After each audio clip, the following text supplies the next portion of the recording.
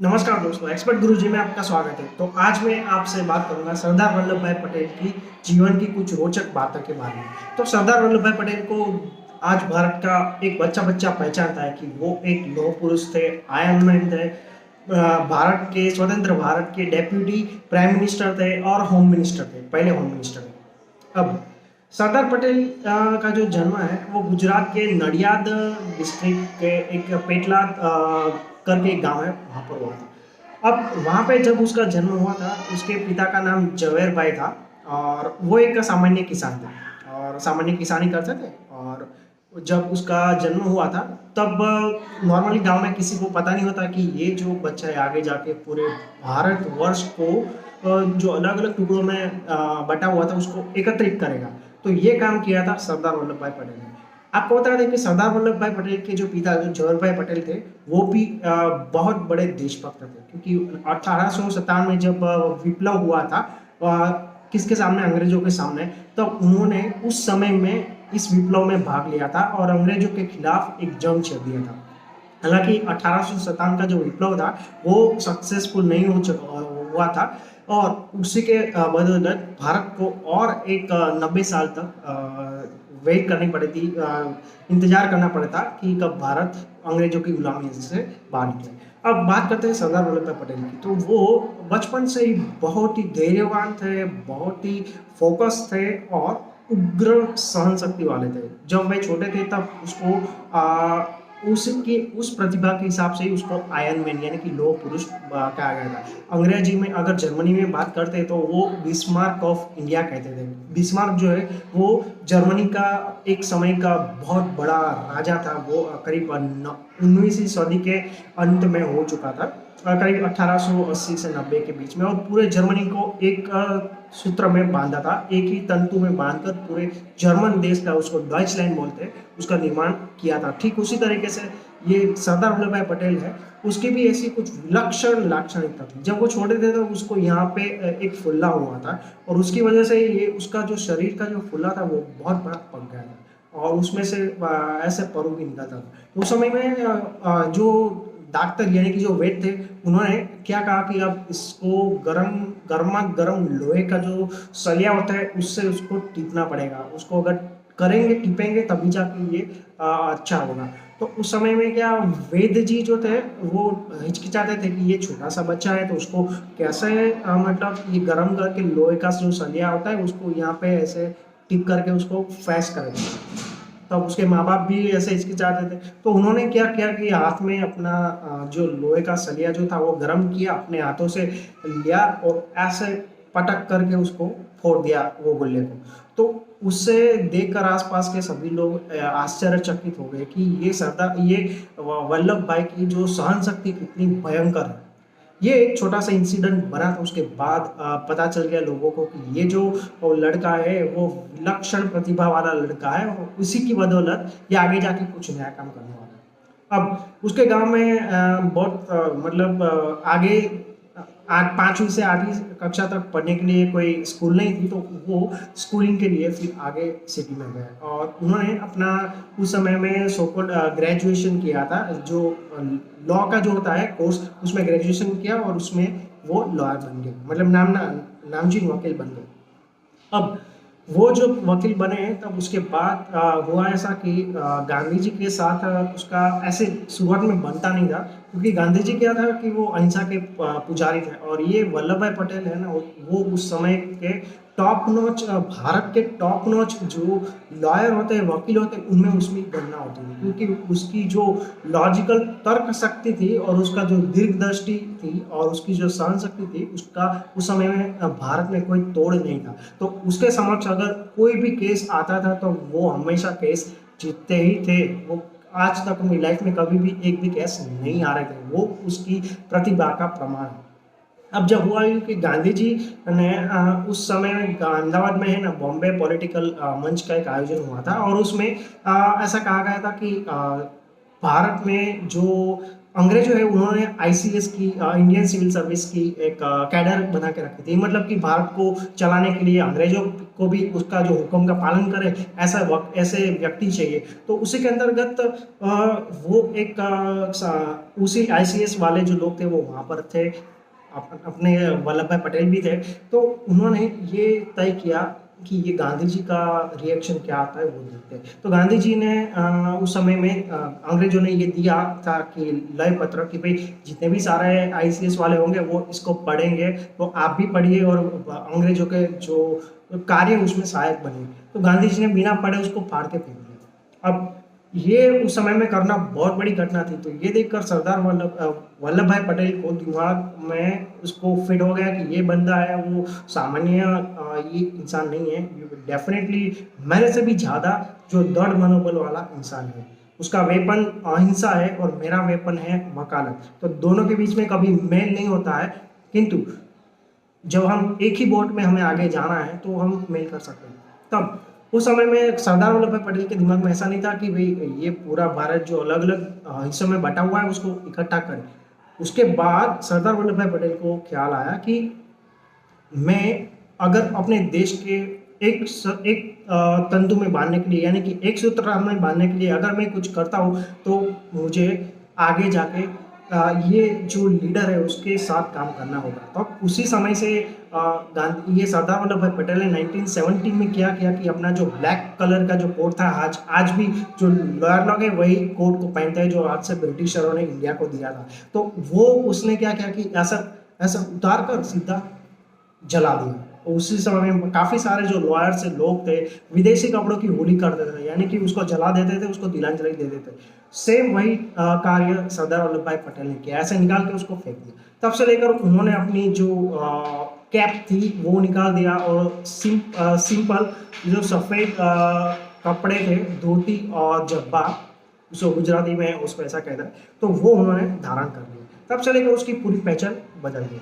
अब वो एक मौके की तलाश में थे कि कब उसको अपनी जो लीडरशिप है, नेतृत्व शक्ति है, वो साबित करने का मौका मिले। तो उस समय में आगे समय बीता गया और एक करीब 10 साल के बाद गुजरात में उस समय में एक बारडोली सत्याग्रह हुआ था। बारडोली सत्याग्रह ये सत्याग्रह क्यों हुआ? क्योंकि उस समय में 1928 में बारडोली करके जो दक्षिण गुजरात का जो एक गांव है वहाँ पर ये हुआ था और वहाँ के लोगों ने सरदार वल्लभ भाई पटेल को सरदार का नारा दिया था। उसी समय सरदार का जन्म हुआ था। उससे पहले लोग सिर्फ वल्लभ भाई पटेल के नाम से जानते थे और उसके बाद बारडोली सत्याग्रह के बाद वो सरदार वल्लभ भाई पटेल के नाम से जानने लगे। तो यही अंतर है। जब उस समय में 1928 यानी कि 1928 में लोग गांधी जी के पास गए कि भाई अंग्रेज जो लोग हैं वो हमारे पास पहले जो 6% टैक्स निकालते थे अब वो बढ़ाकर 22% टैक्स कर दिया। अब इस साल तो हमारी फसल भी नहीं हुई तो हम पैसे लाएंगे कहाँ से? तो अंग्रेजों ने उस समय में ऐसा फरमान बाहर निकाला था कि अगर कोई भी किसान है टैक्स नहीं भरेगा तो उसकी ज़मीन ले लेंगे हम। तो लोगों ने गांधी जी का सहारा लिया। गांधी जी उस समय में दूसरे जो सत्याग्रह थे उसमें बिजी थे, तो उन्होंने ये काम दिया सरदार वल्लभ भाई पटेल को। तो उसने ऐसे कैजुअली सरदार वल्लभ भाई पटेल को बोल दिया कि भाई आप इस मामले को संभालो। बस ये जो मौका था उसके बाद पूरे भारत में एक भूचाल सा आ गया। क्यों? सरदार वल्लभ भाई पटेल उसके साथ बारडोली सत्याग्रह गांव में गए और सभी लोगों से जो किसान थे उसको मिले और पूछा एग्जैक्टली क्या समस्या क्या है। तब वो पूरी सारी बातें समझकर सरदार वल्लभ भाई पटेल को समझ में आ गया कि अब मुझे क्या करना है। उन्होंने एक युक्ति करी। उन्होंने क्या किया कि पूरे के पूरे जो किसान थे उसको इकट्ठा किया और देखा कि कौन कौन के सिर पर टैक्स आने वाला है। तब जब अंग्रेज लोग वहाँ पे टैक्स लेने के लिए आते थे किसान के पास, तो वो किसान के पास जाकर वो किसान को गायब कर देते थे। मतलब एक किसान के पास अगर आज आया है तो अंग्रेज लोग आए हैं टैक्स वसूलने, तो उसको गायब करके उसको ऐसे चाइना की भाषा में कहते तो उसको गायब कर दे। तो 2 महीने के लिए उसको गायब कर दिया, यानी कि कुछ दूसरे हिस्सों में उसको पहुंचा दिया। क्यों? क्योंकि अगर किसी की जमीन अंग्रेज लेते थे तो ऐसा नहीं लेते थे, उसके पास 2 ऑप्शन थे, या तो उसको ऐसा सिग्नेचर करनी होगी या अपना थप्पा लगाना होगा। तो सरदार वल्लभ भाई पटेल को अच्छी तरीके से पता था अगर साइन करने वाला कोई किसान ही नहीं होगा या ठप्पा लगाने वाला किसान ही नहीं होगा तो अंग्रेज क्या कर सकेंगे, कुछ नहीं कर सकेंगे। तो ये सोचकर ही उन्होंने हर एक किसान को ऐसे उसको गायब करने लगे। जैसे ये किसान गायब होने लगे तो अंग्रेजों को भी ये लगने लगा कि ये अचानक किसान गायब क्यों हो रहे हैं, कि जैसे अंग्रेज लोग जाते हैं वहां पे किसान गायब हो जाता है, तो किसी की जमीन हम खालसा कर ही नहीं सकते, हड़प ही नहीं सकते। ऐसा करीब करीब 2 महीने तक चला और उसे के पैरेलली सरदार पटेल ने अंग्रेजों को अल्टीमेटम दिया कि आपसे जो जो करना है वो करो, किसान जो है टैक्स भी नहीं देंगे और आप उसके जो जमीन है वो हड़प भी नहीं सकते। फिर आखिरकार ये जो अंग्रेज थे उसको अपनी हार माननी पड़ी और उस समय का जो भी टैक्स था वो कैंसिल कर दिया और मतलब वो वे ऑफ कर दिया उस समय का। तब से लेकर वहाँ बारडोली के जब किसान थे, जो लोग थे, वो बहुत ही खुश हो गए और उसी के सम्मान में उन्होंने वल्लभ भाई पटेल को सरदार के नाम से उच्चारित किया और उसको सरदार के नाम से पुकारा और ये बिरुद उसको दिया बारडोली के लोगों को। तब से लेकर पूरे भारत में सरदार वल्लभ भाई पटेल के नाम से वो फेमस हुआ। आज लोग वल्लभ भाई पटेल कम सरदार ज्यादा बोलते हैं, सरदार सीधा नाम उसका होता है वल्लभ भाई पटेल। तो ये उसकी नेतृत्व की क्षमता को पता चलता है कि किस तरीके का वो नेतृत्व करते थे। उसके बाद सरदार वल्लभ भाई पटेल की बात अगर करते हैं, जब भारत आज़ाद हुआ तब उसको प्रधानमंत्री के लिए चुना गया था। अगर आपको पूरी जानकारी बताए तो ऐसा था कि उस समय में भारत की रियासतें जो है अलग अलग 564 राज्य रजवाड़े में बिखरी हुई थी। तब उस समय में क्या हुआ था कि हर एक प्रांत का एक प्रतिनिधि होता था। तो ऐसा करके करीब 15 प्रतिनिधि जो थे दिल्ली की बैठक में बैठे थे और उन्होंने ये तय किया कि हम आगे प्रधानमंत्री किसको बनाएंगे, यानी कि जो देश का संचालन कौन करेगा। उस समय में गांधी जी की तो अंदर से परम इच्छा थी कि ये तो है ना मेरा नेहरू ही करना चाहिए। क्यों? क्योंकि उसको लाडला था। लाडला इसलिए क्योंकि गांधी जी और नेहरू दोनों जो थे लंदन में पढ़े हुए थे और वहाँ पे काला कोट पहन कर गए हुए थे और वापिस आए थे तो दोनों मतलब सेम विचारधारा वाले थे। तो उसी के अंतर्गत सरदार वल्लभ भाई पटेल वेट एंड वॉच कर रहे थे कि मुझे आगे क्या करना है।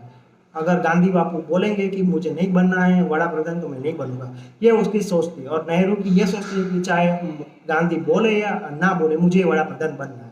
तो ये उसकी सरदार वल्लभ भाई के जो प्रतिद्वंदी थे जवाहरलाल नेहरू, उसकी सोच थी। अब जब कोर कमेटी की बैठक हुई, 15 मेंबर थे पूरे भारत में से अलग अलग प्रतिनिधि के, तब उन्होंने वोटिंग करने का निश्चय किया। तो सबसे बड़ा पहली बार भारत में ईवीएम हैकिंग कब हुआ था? 1946 में हुआ था, जब ये कमेटी बन के तैयार हुई थी और उसमें वोटिंग हुआ था कि कौन वड़ा प्रधान बनेंगे। तब वोटिंग हुआ तो उसमें 15 लोग थे, किंतु उसमें वोटिंग हुआ सिर्फ 14 लोगों का। उसमें सरदार वल्लभ भाई पटेल को 12 वोट मिले और ये जो कृष्णा मेनन करके एक दूसरे व्यक्ति थे उसको 2 वोट मिले।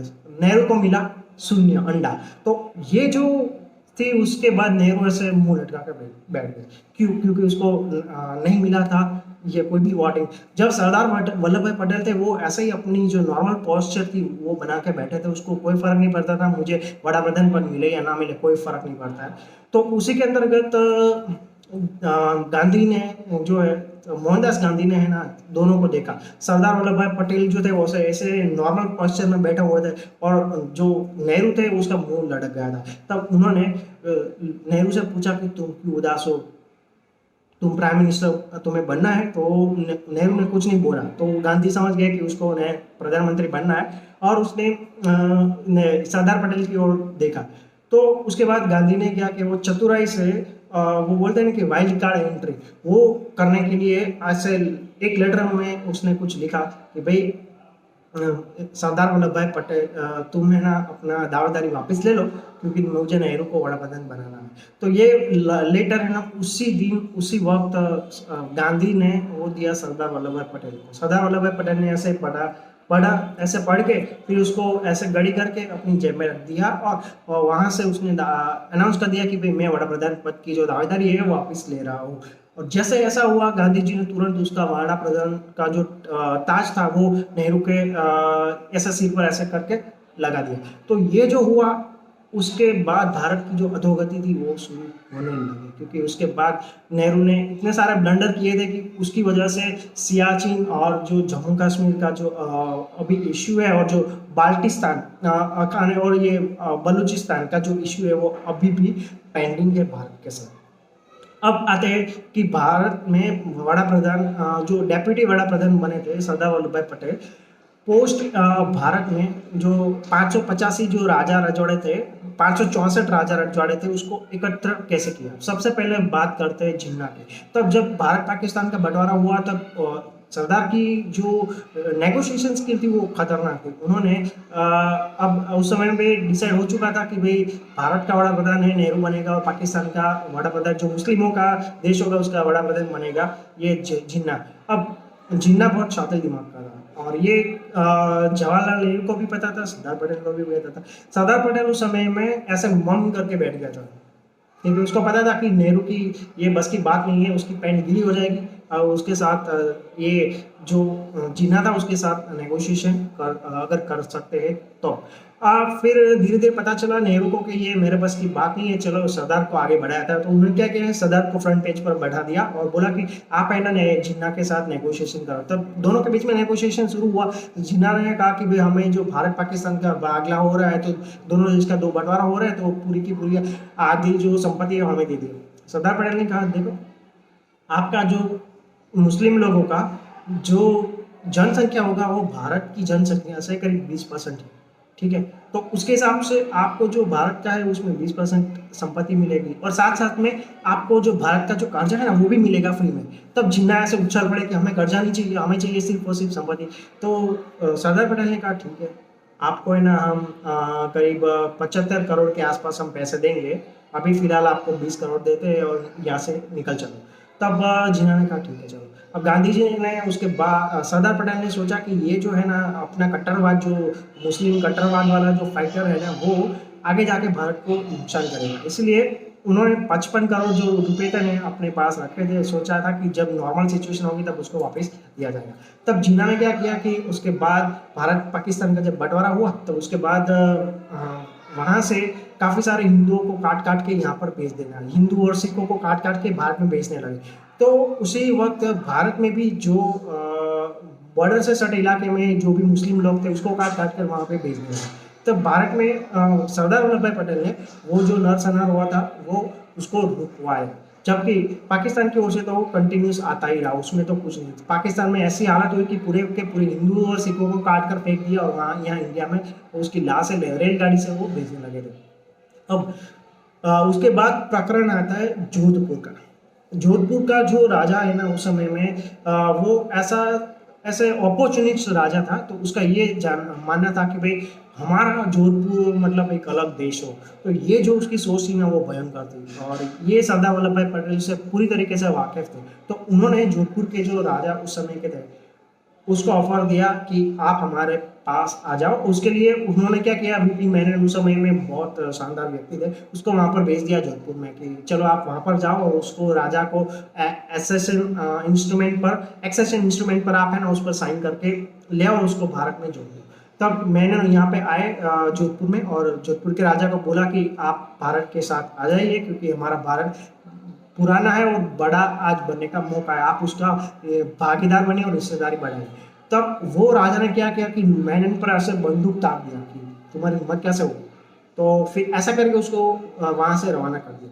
तो मेनन दिल्ली में आकर जो भी हुआ था वो सब बताया। उसके बाद सरदार वल्लभ भाई पटेल ने ये जो उस समय में जोधपुर का राजा था उसको वहाँ पर बुलाया, और वहाँ बुला के उसको कहा कि आपके जो पिता थे वो मेरे बहुत अच्छे मित्र थे, और मित्र के नाते मैं आपके पिता समान हूँ। आप इस भारत के साथ जो संगठन है, संगठित भारत है, उसमें जुड़ने के लिए आप इस पत्र पर साइन कीजिए, वरना मुझे दूसरा कुछ करना पड़ेगा। अब उस समय में सरदार वल्लभ भाई पटेल की जिस तरीके की जो बोलने की छटा थी, उससे वो जोधपुर का राजा इतना डर गया कि बिना कुछ सोचे समझे उस पर एक्सेशन लेटर पर साइन कर दिया। उसी दिन जोधपुर जो है भारत का एक हिस्सा बन गया। और जोधपुर मतलब आज का जो जोधपुर सिटी है वो नहीं था। उस समय में जोधपुर मतलब पूरी की पूरी जोधपुर की रियासतें थे, उसमें सिर्फ बीकानेर और जयपुर, बीकानेर और जैसलमेर थे, वही भारत के साथ उस समय में जुड़े थे। सबसे पहले जुड़े थे राजस्थान में, आज के राजस्थान में जोधपुर नहीं जुड़ा था। तब अगर जोधपुर जो है पाकिस्तान के साथ मिल जाता है, तब उस समय में भारत के लिए सबसे बड़ा खतरा बन जाता है। क्यों? क्योंकि पाकिस्तान के जिन्ना ने उस समय में जोधपुर के राजा को एक ऑफर दिया था कि आप हमारे साथ जुड़े तो आपको हम शस्त्र देंगे और कराची बंदर का जो पोर्ट का एक्सेस देंगे, ताकि आप अपना माल वहाँ पे बेच सको और आप हमारे साथ बिजनेस कर सको। तो वो ऑलमोस्ट डील फाइनलाइज होने वाली थी। उससे पहले सरदार पटेल ने अपनी बाजी लगाकर उसको अपनी ओर लगा दिया। दूसरी बात आती है कि गुजरात का जो जूनागढ़ जो एरिया है, वहाँ पे जूनागढ़ के एरिया में उस समय में एक मुस्लिम नवाब शासन करता था और उसकी जो सारी प्रजा थी वो हिंदू थी। वो प्रजा को क्या था कि भारत में ज्वाइन होना था और उस समय में नवाब ने डिसाइड किया कि हम पाकिस्तान में जुड़ेंगे। अब सरदार वल्लभ भाई पटेल ने अपना मेनन को वहाँ पर भेजा और बोला कि नवाब को कि उस समय में मेनन को भेजा, किंतु वो मेनन जो है नवाब को नहीं मिला, किंतु वहाँ के जो जागीरदार थे उस लोगों को मिला। और जागीरदार को समझा कि देखो आप लोग यहाँ पे यहाँ के वतनी है, आप मुसलमान को अलग देश दिया है तो आप उसके साथ क्यों ज्वाइन होना हो जाते हो। आपका जन्म यहाँ पर हुआ है, आपकी मेजोरिटी यहाँ पर है, धर्म के आधार पर देश का बंटवारा हुआ है, तो फिर आपको वहाँ जाने की कोई जरूरत नहीं। और आप मुस्लिम लोगों के बीच में वहाँ रहेंगे तो आपकी क्या गारंटी है कि आपको वहाँ के सिक्योरिटी प्रदान की जाएगी। हालांकि वो बात भी सही निकली। 1944 में जब हिंदुओं की बस्ती पाकिस्तान में 27% थी, आज के पाकिस्तान में वो घटकर कम होकर आज आ गई 2% से भी कम है। तो उस समय में नवाब के सामने ऐसे विरोध उठने लगा कि भाई हम उसके जागीरदारों ने बोलने लगे कि हमें पाकिस्तान में ज्वाइन नहीं होना है। तो इस तरीके के वहाँ सब पर उस समय में आरजी हुकूमत शुरू हुई, यानी कि वहाँ की जो लोकल प्रजा थी उन्होंने राजा के खिलाफ विद्रोह खड़ा कर दिया। उस समय में ऐसा हुआ कि वोटिंग हुआ, कौन कौन जूनागढ़ में जाना चाहते हैं और कौन कौन भारत में रहना चाहते हैं। तो उस समय में करीब 1,11,000 के ऊपर लोगों ने वोटिंग किया था कि हम भारत में रहना चाहते हैं। और सिर्फ 90 लोग जो ये नवाब के फैमिली के लोग थे, उन्होंने ऐसे डिसाइड किया था, वोटिंग किया था कि हम पाकिस्तान में जाना चाहते हैं। जब वोटिंग हुआ उसके बाद पता चल गया कि लोगों का मूड क्या है, तो ये सोचकर वहाँ का नवाब जो था वो पाकिस्तान भाग गया और तब से लेकर जूनागढ़ जो था वो 1948 में भारत में ज्वाइन हो गया। ठीक उसी तरीके से बात कहाँ पर आई, हैदराबाद की। हैदराबाद मतलब उस समय में हैदराबाद ऐसा था कि कर्नाटक, आंध्र प्रदेश, छत्तीसगढ़, मध्य प्रदेश और जो कर्नाटका का जो महाराष्ट्र का जो पार्ट है वो पूरा मिला के आंध्र प्रदेश, वो हैदराबाद डिस्ट्रिक्ट होता था। उस समय में हैदराबाद डिस्ट्रिक्ट भी बहुत बड़ा राज्य, बहुत बड़ा था और पैसे के जरिए भी बहुत बड़ा था। उसका सबसे बड़ा जो बैड पर्सन था वो था उसका रिजवान काजी करके, उसका जो हैदराबाद का जो नवाब था उसका मंत्री था वो। उसके बीच में और सरदार वल्लभ भाई पटेल के बीच में बहुत सारी बैठकें हुई, किंतु नवाब ने भारत के साथ जुड़ना बिल्कुल ही मुनासिब नहीं समझा। और उसने क्या किया, पाकिस्तान को 20 करोड़ रुपए दे दिए कि आप है ना अपने दारगोला वगैरह सब खरीदो और कश्मीर जो है उसको भून डाल। तब सरदार वल्लभ भाई पटेल ने उसको आखिरी वार्निंग दिया कि तुम्हें भारत के साथ जुड़ना है या नहीं। ऐसे लेटर में उसको एक्सेशन लेटर दिया, किंतु हैदराबाद के निजाम ने उसको ऐसे फाड़ कर फेंक दिया। तब जाके उसके जो देखने वाली हुई और पूरे 5 दिन तक हैदराबाद और भारत की जो सेनाएं थी उसके साथ युद्ध हुआ और वहाँ की जो लोकल प्रजा थी उस पर भी वहाँ पे हैदराबाद के जो निज़ाम थे उसने लूटपाट मचा दिया, हिंदू औरतों का बलात्कार करने लगा, उस वहाँ औरतों को और वहाँ के लोगों का गला काटने लगा। ये देखकर भारतीय प्रजा ने पूरे जीन जान से उस पर भारतीय सेना ने हमला किया और पूरे के पूरे निज़ाम को हरा दिया और वो एक्सेशन लेटर पर साइन करवा लिया। उस समय में जो हैदराबाद पूरा का पूरा था वो भारत के साथ मिल गया। तो इस तरीके से दक्षिण पश्चिम और उत्तर में जो था भारतीय से जो देश था उसके साथ काफ़ी सारे रजवाड़े ज्वाइन हो चुके। सिर्फ और सिर्फ एक जो कश्मीर का राज्य था वो नहीं हुआ था। उसका रीज़न ये था कि कश्मीर नेहरू था, उसने अपने अधिकार अंतर्गत में रखा था और बोला था कि हम उसको देख लेंगे, मैं उसको देख लूंगा। जैसे आपने 584 रजवाड़े को इकट्ठा किया, तो कम से कम एक का मौका तो मुझे दीजिए।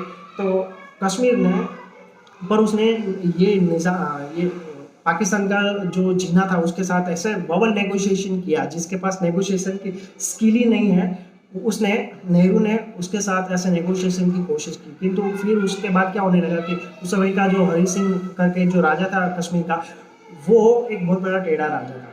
क्योंकि उसने क्या सोचा कि भाई स्विट्जरलैंड जैसा जो कंट्री है ना, तो ऐसा मैं कश्मीर को ऐसा बना दूंगा। उसको पता नहीं था कि उसके जो राज्य में बहुत सारे ऐसे एंटी नेशनलिस्ट थे कि वो पाकिस्तान के साथ जुड़ना चाहते हैं। तो उस समय में जब पाकिस्तान ने 1948 में अपनी चाल चली और जब से वो कबीले को कश्मीर पर हमला करने के लिए भेजा, तब उसका साथ किसने दिया था, वहाँ कश्मीर के जो लोकल मुस्लिम थे उन्होंने दिया था। तब राजा को पता चला कि ये मैं गलतफहमी का शिकार हुआ हूँ, अब मुझे कम से कम मेरी जान बचानी है तो मुझे कुछ करना पड़ेगा, किसी से हेल्प मांगनी पड़ेगी। किसी से हेल्प मांगता है वो चाइना को कभी हेल्प के लिए नहीं मांगता था। तो वो फिर आया बाकी सरदार वल्लभ भाई पटेल के पास। सरदार वल्लभ भाई पटेल ने किया कि इस लेटर पर साइन करो, मैं आपको आपकी जमीन है वो भी दिलवाऊंगा, आपको जीवन की सुरक्षा की खातिर भी दूंगा। ये जब उसने साइन किया था, भारत की सेना वहां पर लपक पड़ी और जो कबीले के तौर में जो पाकिस्तानी सैन्य आया था उसको मार भगा कर कश्मीर का काफी सारे एरिया पर वापस कब्जा जमा लिया। और आज जो भारत के हिस्से में जो कश्मीर है, वो उसकी पूरी की पूरी जो श्रेय है वो सरदार वल्लभ भाई पटेल को ही जाती है। तो इस तरीके से भारत के काफ़ी सारे जो हिस्से थे उसको इकट्ठा करके संपूर्ण भारत का एक निर्माण किया था। और उसके बाद 1948 में जो उसका जो शेख अब्दुल्ला था, उसने नेहरू को एक प्रपोजल दिया कि भाई हमारा स्पेशल स्टेटस राज्य चाहिए, चाहे कुछ भी हो जाए। तब नेहरू ने ऐसे उसको हाँ पे हाँ बोल दिया कि हाँ आपको मिल जाएगा, ऐसा करके साइन लेटर पर साइन करवा दिया। तब सरदार वल्लभ भाई पटेल बहुत चालाक थे, वो जो है ना परिस्थितियों के बेस पर वो फ्यूचर का देखने वाले लोग थे। तो उन्होंने क्या किया कि वो जो कॉन्स्टिट्यूशन लेटर था, कॉन्स्टिट्यूशन में एक ऐसा प्रोविजन कर दिया कि अगर भारत की संसद चाहे तो संसद में ऐसा ठराव पास करके और राष्ट्रपति की साइन करके कश्मीर को पूरे भारत में मिलाया जा सकता है। वही एक वजह थी, वो एक सिंपल लाइन की वजह से आज 2019 में 2020 में जो हम देख रहे हैं कि धारा 370 जो कभी कोई सोच भी नहीं सकता था कि वो हट जाएगी, आज हट के भारत का पूर्ण रूप से कश्मीर को हिस्सा बना दिया गया है। तो इस तरीके की दीर्घ दृष्टि थी ये हमारे सरदार वल्लभ भाई पटेल के पास। और करीब 15 दिसंबर 1950 को ये सरदार वल्लभ भाई पटेल इस दुनिया से, उसका जो शरीर था वो चल बसा, किंतु उसकी आत्मा अभी भी जीवित है और हमें आगे बढ़ने की प्रेरणा देती है। धन्यवाद।